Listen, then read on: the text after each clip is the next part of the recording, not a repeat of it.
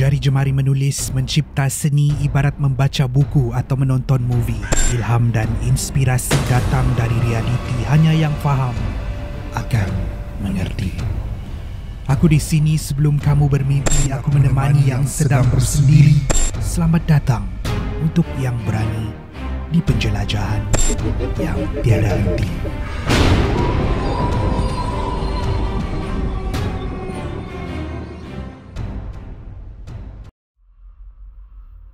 Apa yang aku akan ceritakan malam ini adalah sebuah kisah yang terkenal di sekitar kawasan apartmen tempat aku menyewa.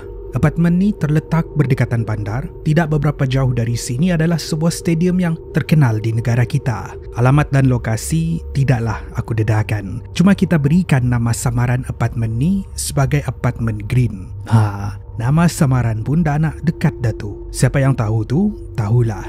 Kisah seram yang berlaku di sini memang banyak. Dari tingkat berhantu, rumah berhantu, nak cerita memang tak habis. Tapi malam ni, aku ingin fokus menceritakan tentang parking berhantu di tingkat 5.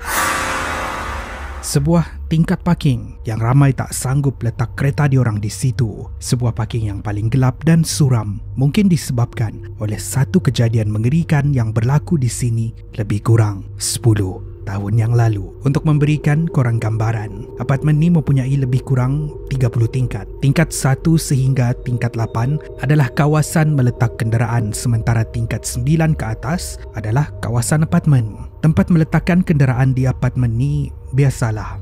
Setiap rumah ada parking yang disediakan. Masa aku mula-mula menyewa di situ lebih kurang 3 tahun yang lalu, parking aku di tingkat ke-5 masih lagi segar diingatan. Hari pertama berpindah ke situ sekitar 10 malam. Kereta aku naik ke parking tingkat 5. Terasa aneh sebab sudahlah kawasan parking di sini gelap, kosong pula tu. Hanya ada sebuah kereta Mercedes berwarna hitam yang diletakkan di hujung sekali. Itu pun kereta rosak yang telah lama ditinggalkan. Bulu roma dah meremang masa tu, tapi mahu tak mahu, di situlah aku kena letakkan kenderaan. Kalau nak pergi tingkat lain, memang semua parking berpenghuni. Aku keluar dari kenderaan, tidak melihat kanan dan kiri, mempercepatkan langkah, berlari menuju ke arah lift untuk naik ke tingkat apartmen aku. Semasa berada di depan lift, tiba-tiba aku terdengar pintu kenderaan dibuka dan ditutup. Tak mungkin, sebab masa tu kereta aku je yang ada di situ, selain daripada kereta yang telah lama ditinggalkan. Pada masa yang sama, kedengaran bunyi tapak kasut seseorang berjalan dari hujung parking menuju ke lift tempat aku menunggu. Sempat lagi aku menjeling keluar siapa yang keluar dari kereta tu. Tak ada sesiapa, apatah lagi kenderaan yang lain selain daripada 2 buah kenderaan tadi. Waktu ni, aku dah berdebar. Siapa yang berada di parking tu selain aku? Siapa yang keluar dari kereta tu? Bunyi melangkah tu semakin dekat, dekat dan dekat. Hampir sahaja aku berlari mengikut tangga untuk naik. Mujurlah pintu lift sempat terbuka. Aku kelang kabut masuk ke dalam dan menekan butang menutup lift. Ibarat lift tidak mahu tertutup walaupun aku tekan berkali-kali. Malah bunyi tu semakin hampir. Ia sudah memasuki ruangan menunggu. Aku tak kisah. Kalaupun itu orang sebenar, biarlah dia tunggu lift yang seterusnya. Lift tertutup, tetapi ia tertutup perlahan.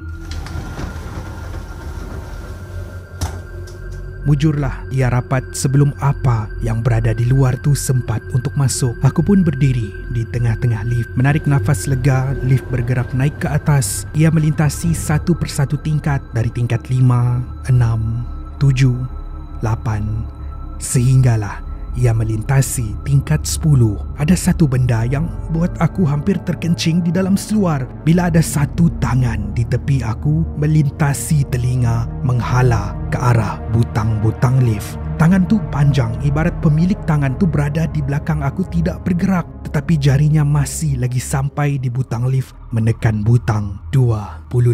Tempat di mana rumah aku berada. Masa ni, aku dah tahu terang lagi bersuluh ada sesuatu yang berada di dalam lift ni selain daripada aku. Aku tutup mata, seluruh badan dah bergetar. Tiba-tiba, lift berhenti di tingkat ke-13. Pintu terbuka dan di depan lift adalah seorang pengawal keselamatan. Kami bertentangan mata sebelum dia mengalihkan pandangannya ke arah sesuatu yang berada di belakang aku. Katanya serius, Cik, keluar dulu. Aku tak tanya banyak soalan dan keluar dari lift tu. Lift tu tertutup sebelum ia naik ke atas. Setelah berada di luar lift, aku dan pengawal keselamatan tadi berpandangan sesama sendiri. Muka dah pucat, ketakutan, sementara pengawal keselamatan tu serius. Ibarat dia tahu apa yang terjadi.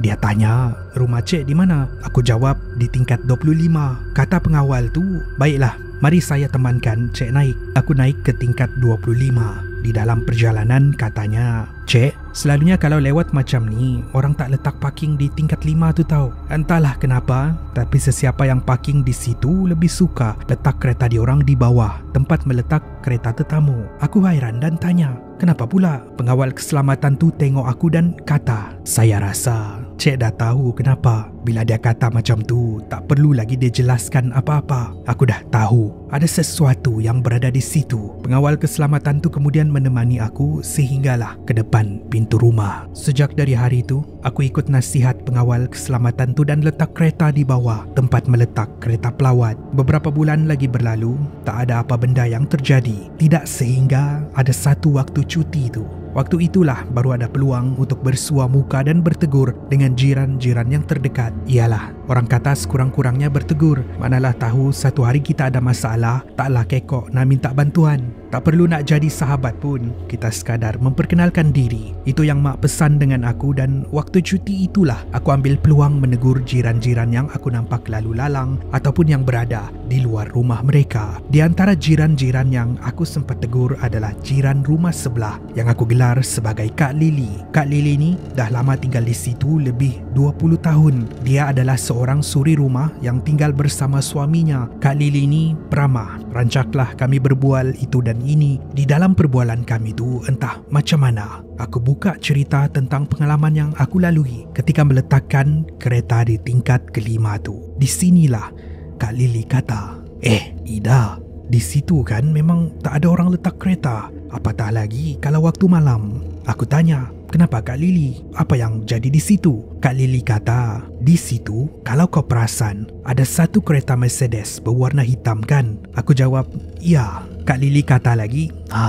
kereta tu dah ada di sini sejak 20 tahun yang lalu. Dengar-dengar cerita, pernah berlaku satu kejadian ngeri. Seorang ahli perniagaan membunuh diri di dalam tu. Kononnya sebab rugi besar. Aku terkejut dan tanya, habis tu kenapa tak pindahkan kereta dia ke tempat lain? Kak Lili kata, masa diorang nak pindahkan kereta tu, entahlah kenapa ia tak dapat bergerak seinci pun. Dah beberapa kali diorang cuba, tapi tak juga dapat pindahkan. Itulah kenapa diorang biar di situ. Sedang rancak kami bercerita, aku perasan jiran yang rumahnya terletak di hujung sekali berdiri di depan pintu rumah dia melihat kami dengan raut wajah yang serius. Aku toleh dan senyum, tetapi jiran tu kelang kabut masuk ke dalam rumah. Aku tengok Kak Lili. Kak Lili kata, biasalah tu Ida, bukan semua orang yang tinggal di sini peramah macam Ida, katanya. Ada yang lebih suka sendiri. Orang kata, jaga tepi kain sendiri. Aku pun iakan sahaja sebab aku faham juga tinggal di bandar ni bukan macam tinggal di kampung. Cerita punya cerita, sedar tak sedar, jam menunjukkan pukul 7 malam. Aku minta diri dan masuk ke dalam rumah untuk makan malam. Untuk hari-hari yang seterusnya, tiap kali aku melihat parking di tingkat kelima tu dari bawah, terasa lebih menyeramkan. Apa tidaknya, aku dah tahu kisah sebenar tentang tingkat 5 tu. Malah, ada ketika bila waktu malam mendongak ke atas, terlihat seorang lelaki yang berdiri melihat ke bawah. Beberapa bulan lagi berlalu.